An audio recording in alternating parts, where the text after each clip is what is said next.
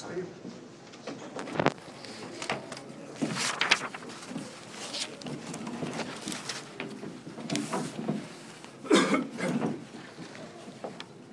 For Creighton, we've got head coach Greg McDermott. We'll start with a statement, then we'll take questions. Congrats to Indiana State.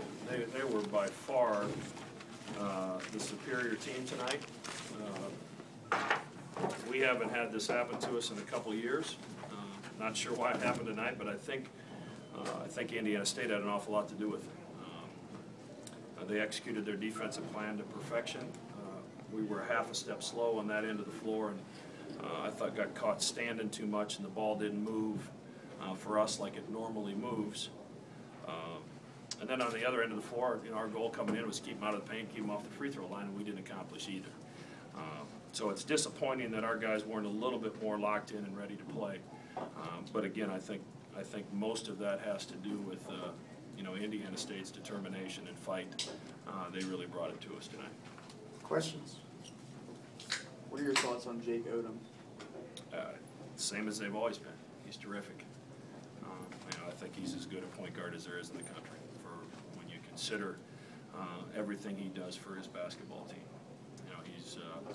He makes plays on the defensive end of the floor. He makes good decisions. Tonight, he got into the teeth of our defense and made shots and drew fouls, and then forced us really because of some foul trouble to have to go to our bench, and our bench didn't really respond tonight, with the exception of Will Artino. Coach, talk a little bit about the start for Indiana State. That first half is probably as good as they've played all season long, and they were able to force turnovers and turn them into buckets, and then on their end, not turn the ball over. Yeah, they were outstanding, and once they got in the bonus, Jake Odom becomes really a tough guard, and they got in the bonus way too fast. And Manny's ability to get to the rim, Devontae's good in that area. Cummings is good driving it. So once we got him in the bonus, we were really back on our heels, and Chapman got 2 fouls, Manigat got 2 fouls, and we had to go to some bench guys that didn't do a very good job when they were out there. But we had some foolish turnovers, and then some that were forced because Indiana State made great plays. Doug's seen a lot of double teams this year. He saw a lot tonight. Was there anything different they were doing that? They were physical with him. Part of it had to do, I just thought our spacing was awful, and the ball stopped so much when we had it on offense that their defense was able to load and get ready for the double team and be in position to help coming out of it.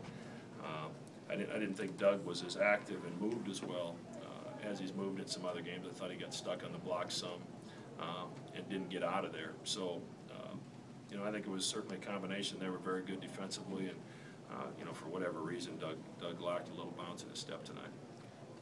That's a game, obviously, you wanted to do something at probably the first 3-4 minutes of the second half, and they instead kind of punched you in the mouth there.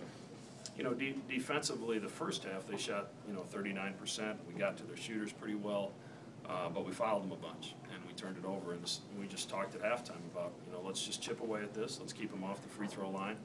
And, the first thing we do is we foul a 3-point shooter for a 4-point play. So that, the 11-point game becomes a 15-point game. We had 2 wide open threes to start the half, one by Doug, one by Ja Hands. Neither of them went. But they were the better team tonight. There was no question. I'm not sure the energy that we had and the energy that they had, I'm not sure we're winning that game tonight. We were flat, and they were outstanding. Were you surprised that you guys were flat? Yeah. When you consider what's on the line, we had a chance to create some space between ourselves and the teams chasing us in the league. Our guys need to understand when you come into this situation, Indiana State's a desperate team.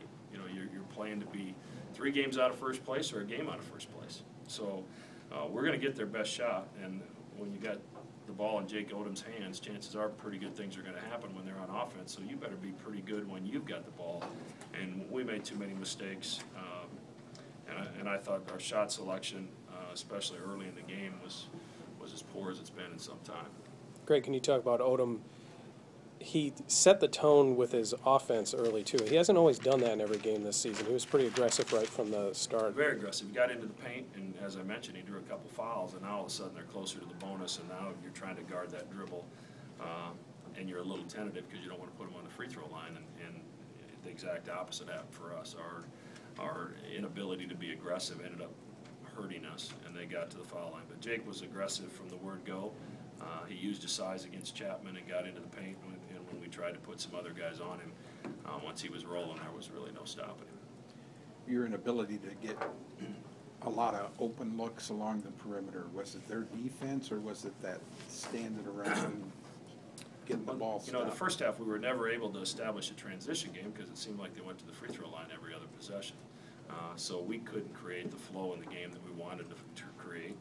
And to their credit, they did a good job when we missed, and we missed often, running it at us and getting easy shots in transition. And we got mismatched a little bit because the guys they had guarding us weren't necessarily the guys we were matched up with, so we got caught crossing the floor a few times.